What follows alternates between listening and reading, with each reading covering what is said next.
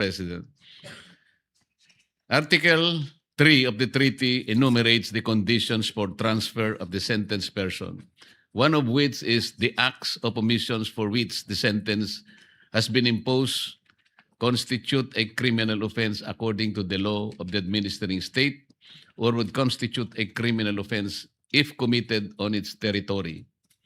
Do these criminal offenses include political offenses, Mr. President?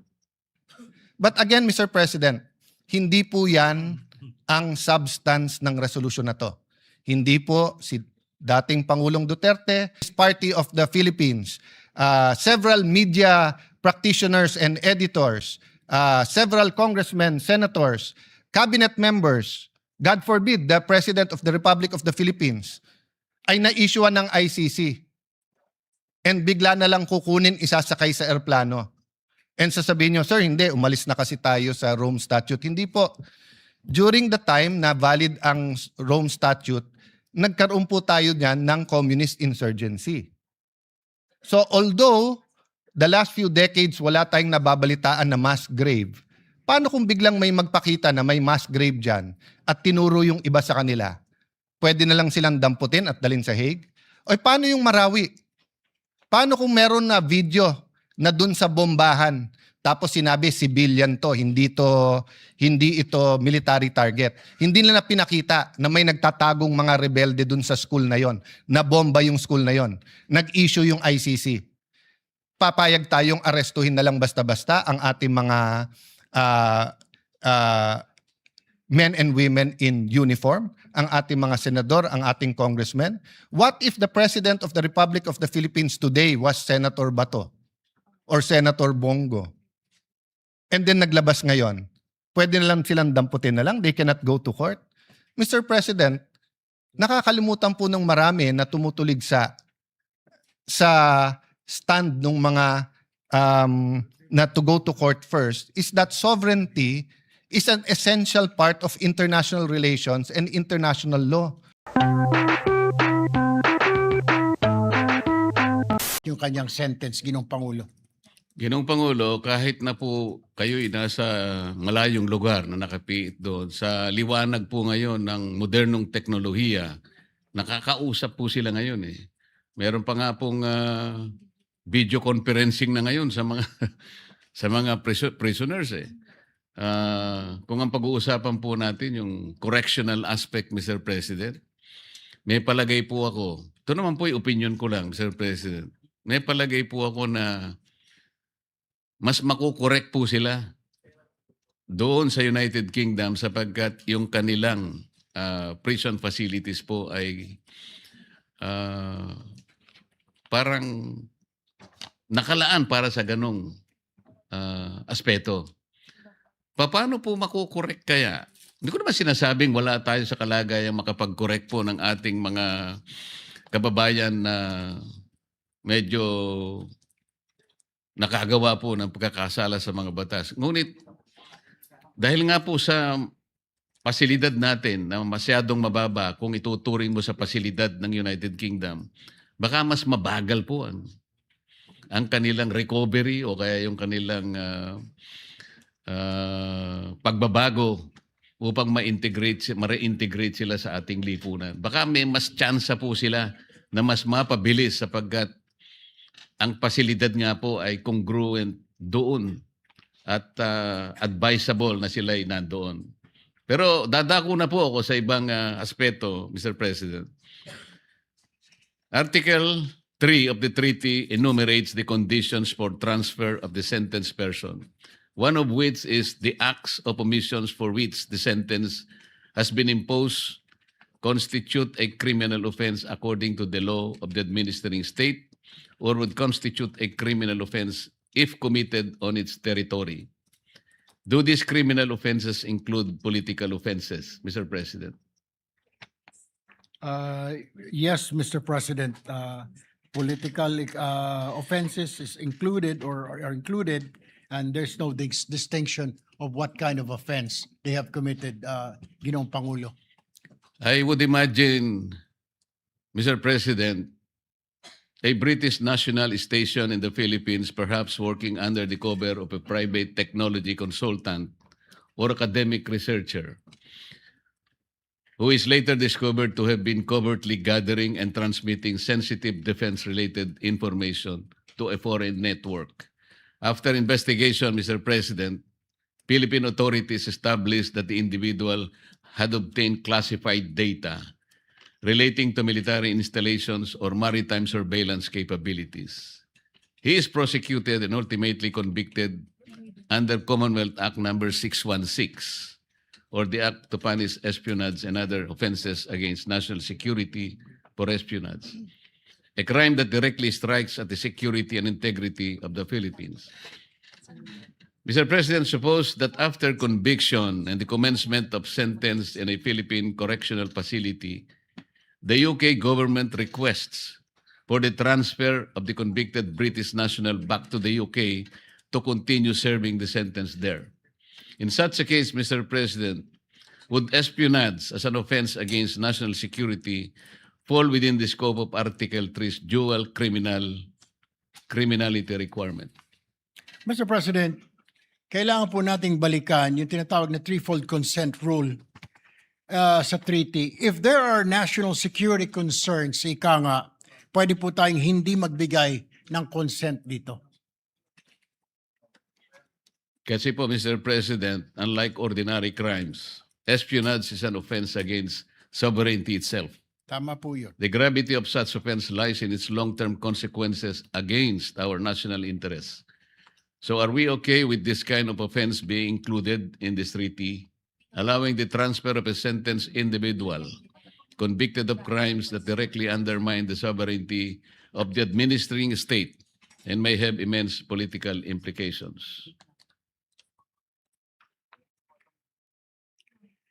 Mr. President, the state may decline transfer for policy or public interest reasons, lalo po kung ito ay about national security concerns po. Maaari po tayong hindi mag-comply dito sa request po ng nasabing bansa, Ginong Pangulo.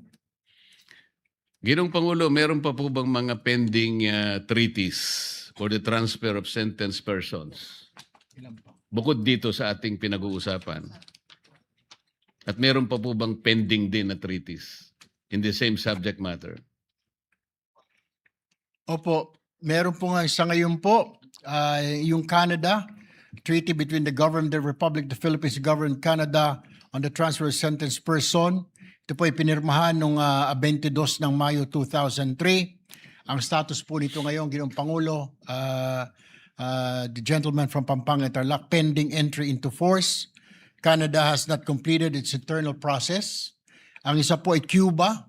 Ang nagsimula po ang negotiation sa noong 2002. Ang status po nito for update and confirmation by DFA. Ikatlo po ay ang bansang India.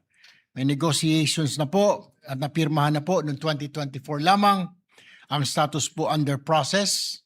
At ang ikaapat po ang UAE, United Arab Emirates. Ang negotiation po o nag-negotiate po sila noong 2025. Status po under process pa rin, Ginong Pangulo.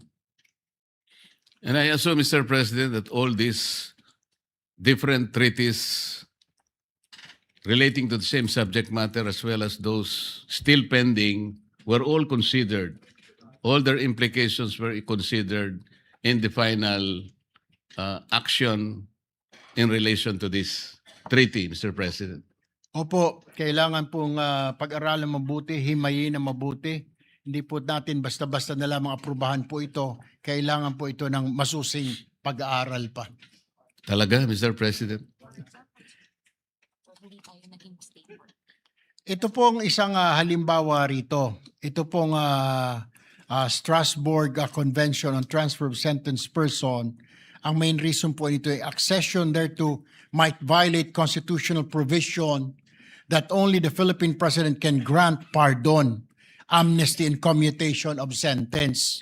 The Strasbourg Convention po kasi allows the state to which the Philippines has transferred sentenced person to grant pardon, amnesty, or commutation of sentence contrary to the Constitution. So, ibig po sabihin, yung ating pong mga yung kanilang mga PDL dito, mga Briton, dadalhin po doon, pag pumayag po tayo, pumayag po yung tao, hindi po pwedeng i-grant ng pardon ng hari nila o ng kanilang prime minister. Kaya po, hindi tayo pumayag po dyan sa Strasbourg Convention on Transfer of Sentenced Persons. Salamat po sa kaukulang paliwanag, Mr. President. Para na rin po sa kaalaman ng lahat yan. Sa huling tanong na lamang po, mga ilang tanong na lamang po, Mr. President. Kilala niyo po ba yung tao na nagngangalang Nayib Bukele?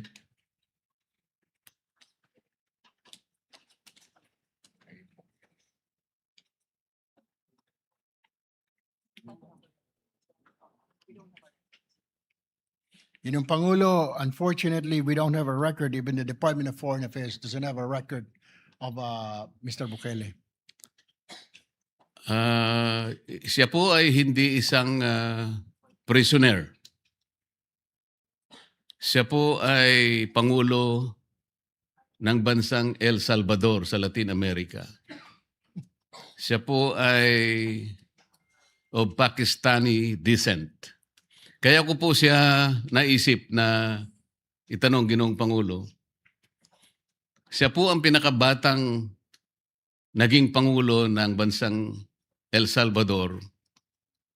At ang kaugnayan niya po sa pinag-uusapan natin, siya po ay nagpagawa ng isang modernong piitan sa kanyang bansa. Moderno sa sentido na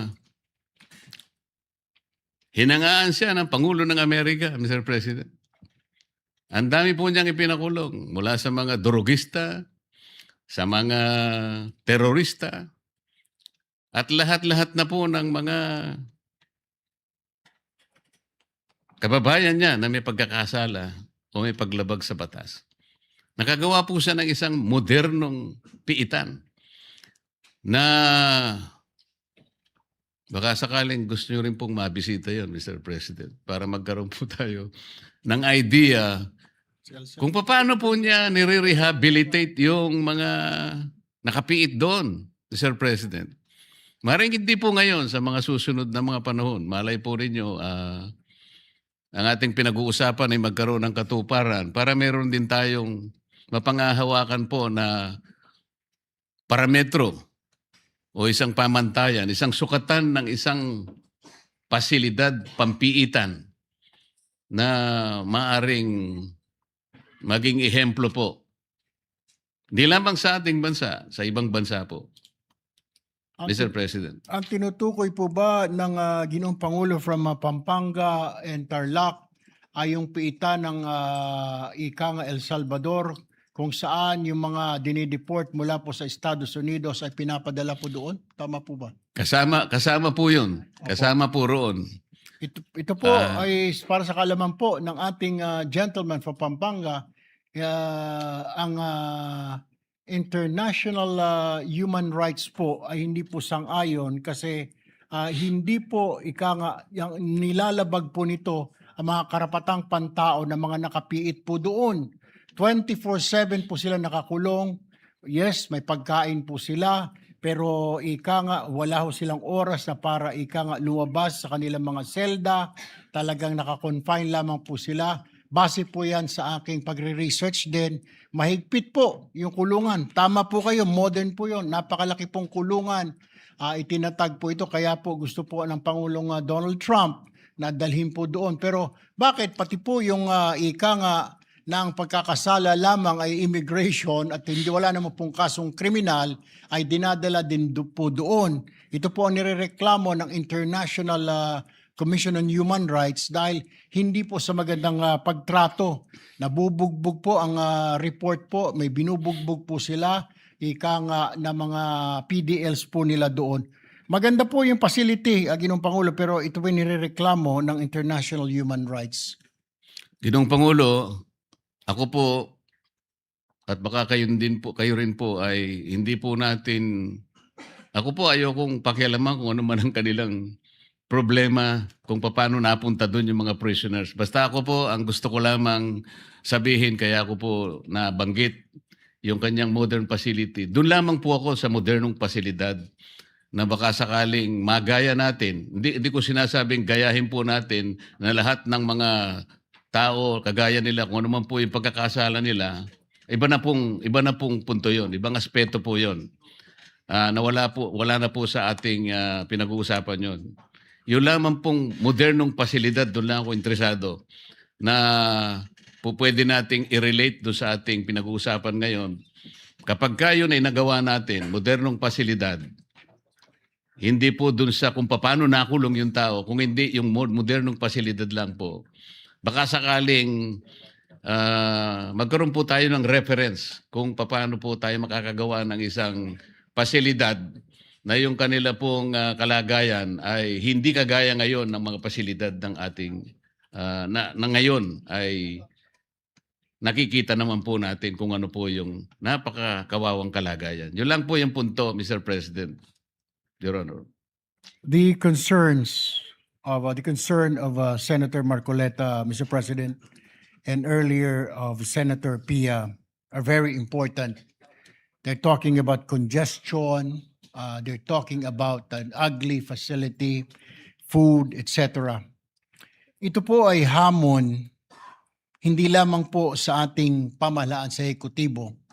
Ito po ay hamon na rin po sa lehislatura.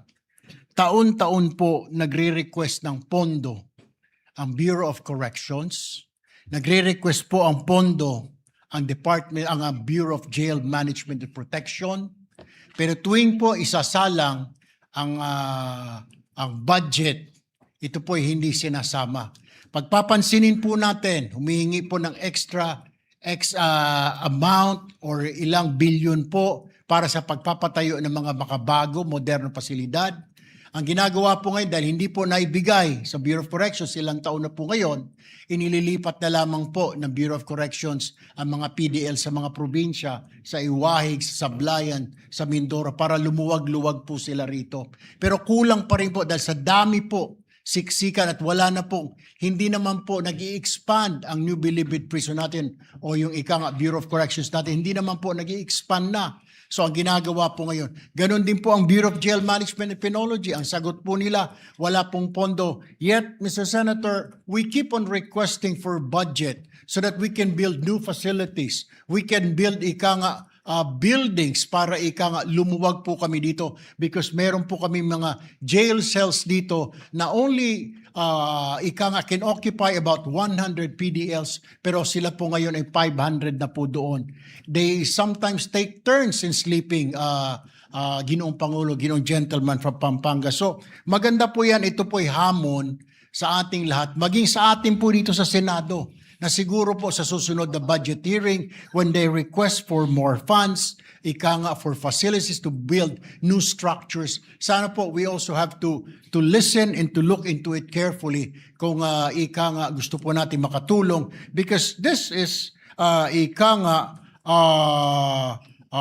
coming from the facilities themselves, the Bureau of Corrections, the BJMP. Subalit wala po tayo, hindi po natin, ilang taon na po silang sumisigaw, ilang taon na po silang humihingi ng tulong sa atin, nababigyan po sila ng pondo, subalit napagkakaitan po natin. Right now. Ito, Pangulo. Right now, gentlemen, Your Honors, it's in the hands of the Department of Justice. The legislature was never remiss. We passed Republic Act 11928, creating separate facilities for heinous criminals, and that particular law allows the executive department to create a new NBP in Luzon, Visayas, and Mindanao, and a separate facilities for heinous criminals. That will be definitely a modern one. So, in other words, legislature has done its part. It's now in the hands of the executive department. And perhaps what you're saying is that we make sure that in the next budget, it is covered. Tama po, Ginoong Pangulo, yun po ang request po. Dahil nakausap ko po mga hepe po ng Bureau of Corrections, maging po ng Bureau of Jail Management and Penology. Ang sinasabi po nila, kulang po sa budget, kaya wala po silang may dadagdag na mga bagong pasilidad para lumuwag-luwag po yung kanilang mga piitan, Ginoong Pangulo, Mr. Gentleman from Pampanga and Tarlac, sir. Salamat po sa paglalarawan ninyo at pagkonfirma sa kaawa-awang kalagayan ng ating mga piitan, Mr. President, at sa pagbanggit nyo sa mga kadahilanan kung bakit hindi po natin ma-upgrade sa kalagayang maaaring ma-entice na po natin o ma-encourage natin yung mga nakapiit natin ngayong mga kababayan, particular sa pinag-uusapan natin ngayon, mga nakapiit sa United Kingdom. Baka po pag nabalitaan na nila na naiangat na po natin, nai-upgrade natin ang ating mga pasilidad, baka isa-isa po silang mag-request na kagad na sila'y makabalik na at dito na magsilbi ng kanilang kaparusahan, Mr. President. Let me start with a biblical principle. Kung anong ating itatanim, yan ang ating aanihin.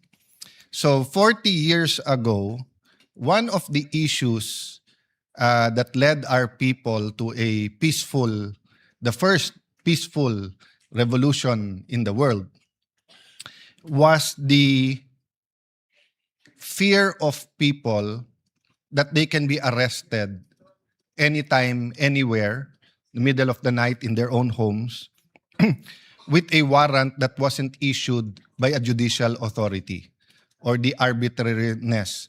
This isn't peculiar or hindi to pang Pilipino lang. Actually, all throughout history, during the times that the monarchy ruled the UK and France, that is also the same reason why you have parliamentary immunity.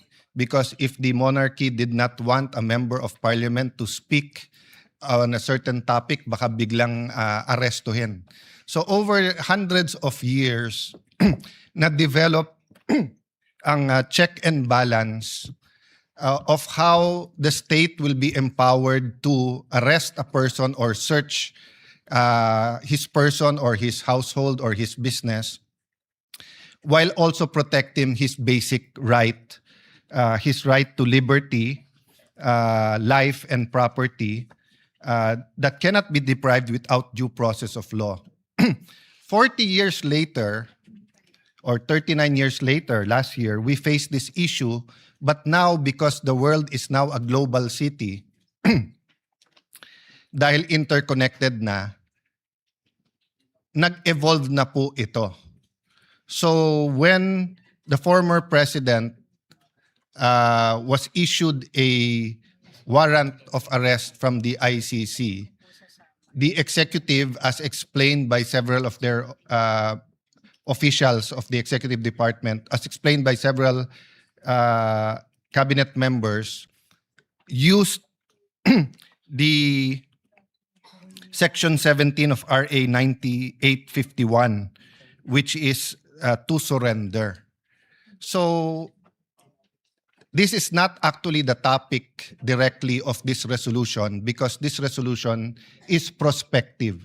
This resolution deals with all Filipinos from the time that we give our sense or we express or communicate, articulate the sense of the Senate, that under our Constitution, it's very clear, Section 2, Article 3, 1987 Constitution, the right of the people to be secure in their persons, houses, and papers, and effects against unreasonable searches and seizures of whatever nature, and for any purpose shall be inviolable. And no search warrant or warrant of arrest shall issue except upon probable cause to be determined personally by the judge after examination under oath or affirmation of the complainant and the witnesses he may produce, and particularly describing the place to be searched and the person or things to be seized. So, simple po, two parts po ito. Unreasonable search and seizure, inviolable, bawal. So, when is it not unreasonable? When a search warrant or a warrant of arrest is issued. And when can this be issued? One, only by a judge. And two, after that judge does examination under oath or affirmation of the complainant and the witnesses he may produce. I will not go to all of the jurisprudence because medyo rich na to, but all the lawyers in this hall and listening to us would agree that hindi ito um, hindi ito simpleng bagay sa na inatas sa judge. All the jurisprudence will say that the judge has to personally determine. He has to look at the evidence. He has to examine it and believe that there is in fact probable cause. And probable cause, again, in two aspects. That there is a probability that the crime he is accused of was committed. And secondly, the probability that the accused, he himself or she himself, committed that crime.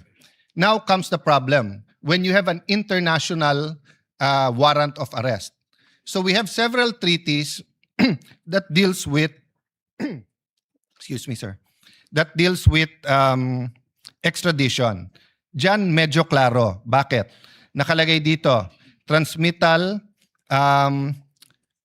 then yung arrest nung Pilipino, pero katulad po na nakita natin kay Congressman Jimenez, hindi po ba, na may proseso yung extradition, yung warrant of arrest, dadaan sa mga korte natin and available ang korte sa kahit sinong Pilipino na naghahanap ng remedy doon. So ang problema po natin, ang interpretation ngayon ng Executive Department sa Section 17, RA 9851, ay basta't na lang pwedeng ibigay or ipadala. At kung sila'y nagmamadali o medyo paspas at isakay na sa eroplano, walang reasonable time na tumakbo sa korte. If you look at exactly the same situation in the United Kingdom, tignan nyo po sa United Kingdom, kapag ka po arrest procedure, ICC request for arrest submitted to the Secretary of State, transmittal of the ICC request by the Secretary of State to the appropriate judicial officer. The appropriate judicial officer to issue a warrant of arrest, provisional warrant, arrest by domestic law, the arrested person shall be brought before a competent court as soon as possible. And as arrested person may apply for bail. Tignan nyo po dun sa surrender. Sa UK po, pag sinurrender, the competent court shall issue a delivery order for the arrested person to be delivered to the custody of ICC. In deciding to issue a delivery order, the court shall consider, among others, the person was lawfully arrested in pursuance of the warrant and whether his rights has been respected. So take note, Mr. President, dear colleagues, parating tinitignan yung karapatan ng akusado. The arrest person may ask for a review of the delivery order to waive his right to such a review. An arrested person may consent to be delivered up to into the custody of ICC. So kung ayaw niya pumunta na ng korte at siya sinusurrender niya sarili niya, pwede po. Then the competent court may refuse to make a delivery order and demand the person arrested notifying the Secretary of State of its decision and grounds therefore. So meron pong article, not sure if it's Business World from a LaSalle professor that is, sorry, but it's not only kulang sa knowledge, but it's fake news na sinabi niya na maapektuhan yung ating international standing. Hindi po. Kahit tignan niyo po sa ICC, nakalagay po doon na complementary. Even the first president of ICC, Judge Kirsch, no?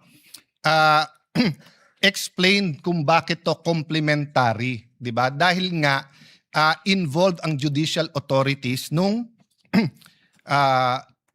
local or yung bansang 'yon, no? So, ito po ang sinabi po ni Judge Kirsch.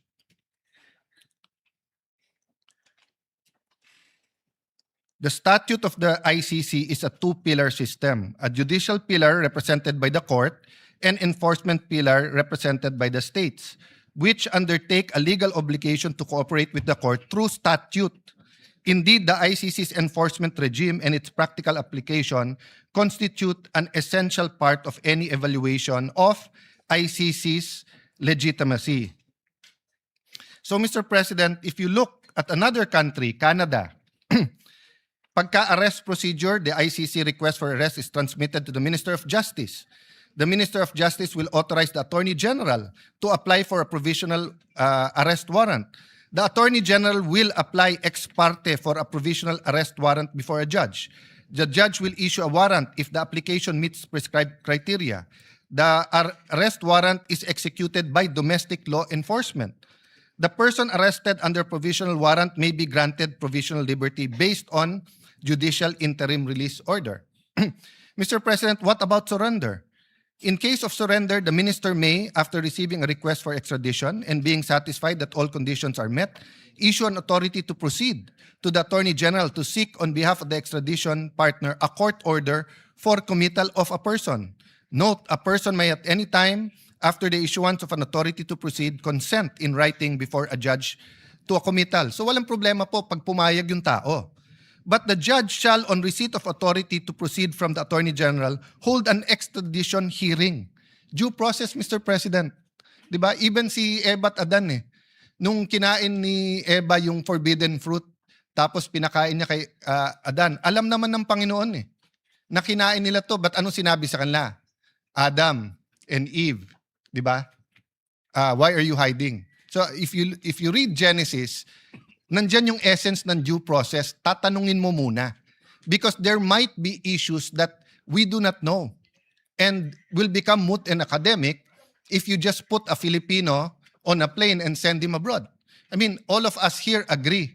Pagdating sa West Philippine Sea, not a single inch of territory hindi natin pamimigay. Atin ito. Sana naman po pagdating sa kapwa Pilipino, ganun din. Atin to. Kababayan natin to. Tao to. No? Hindi dapat basta't sinosurrender sa kahit sabihin mong meron po tayong treaty. At pag tinignan mo po yung treaty na yun mismo, nire-recognize ang ating judicial authorities. Baka sabihin po natin, well, Canada at UK yan. Well, ang sagot ko po doon, bakit po ibaba ang rules pag Amerika, pag UK, pag Canada? So let's go to a somewhere nearer, South Korea. Sa South Korea po, the ICC makes a request for extradition to the Korean Minister of Foreign Affairs to diplomatic channels. The Minister of Justice reviews whether the extradition request complies with the act of the extradition treaty and may either order the Chief Prosecutor of Seoul High Prosecutor's Office to assign a prosecutor to request the court's judicial review on the extradition or choose not to order the request based on grounds to refuse extradition or other reasons minister considers appropriate to refuse extradition. Hindi ko na po babasahin dahil medyo mahaba, pero yung essence po ay nasa judicial authorities pa rin nila. Ganun din po sa surrender. Based on the court order, the Minister of Justice may make the final decision to release or extradite the requested person. So, Mr. President, ano po gagawin natin lahat kung bukas, February 26, ang headline sa lahat ng dyaryo natin, 25 PNP generals, 25 AFP generals, members of the Communist Party of the Philippines, several media practitioners and editors, several congressmen, senators, cabinet members, God forbid, the President of the Republic of the Philippines, ay na-issuean ng ICC. And bigla na lang kukunin, isasakay sa airplano. And sasabihin nyo, sir, hindi, umalis na kasi tayo sa Rome Statute. Hindi po. During the time na valid ang Rome Statute, nagkaroon po tayo niyan ng communist insurgency. So although the last few decades wala tayong nababalitaan na mass grave, paano kung biglang may magpakita na may mass grave dyan at tinuro yung iba sa kanila? Pwede na lang silang damputin at dalhin sa Hague? O paano yung Marawi?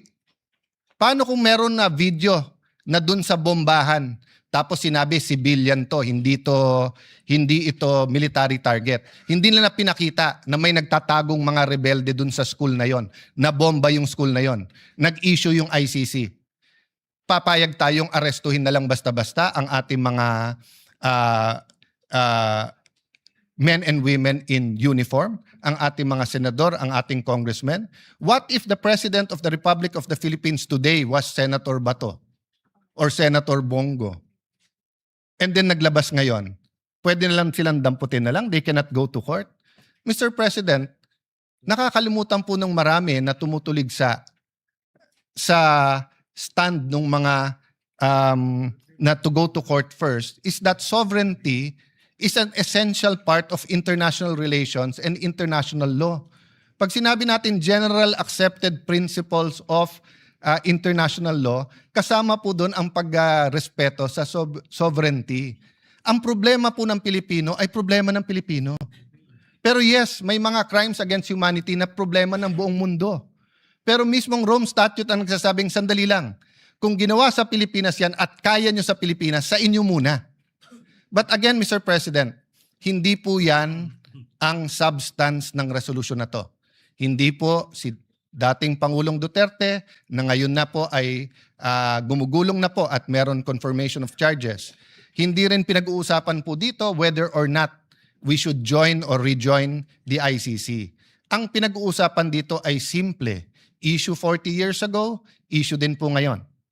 Pag may biglang aarestuhin, kailangan yung arestuhin na yon ay may pagkakataon pumunta sa Philippine courts to seek remedy. If you look at the Convention on Human Rights? The International Convention on Civil and Political Rights, nandun din po to. So it's part of the generally accepted principles of international law. So Mr. President, let me just say it one more time because I know we have a lot of strong feelings about the drug war, about the hearing. Clear yung issues ng both sides. Hindi po yun ang nilalaman ng resolution na to. Ang nilalaman ng resolution to, simple lang. Pag may warrant na hindi issued by a Philippine judge, kailangan po dumaan sa korte yan, kung hindi unconstitutional yan. At kailangan ang bawat Pilipino na may tanong at nagsisik ng remedy ay pwedeng makapunta sa korte ng ating inang bayan. So thank you for this opportunity, Mr. Majority Leader. And if there are any interpellations, I'll be more than happy to try to answer our colleagues' questions. Thank you, Mr. President.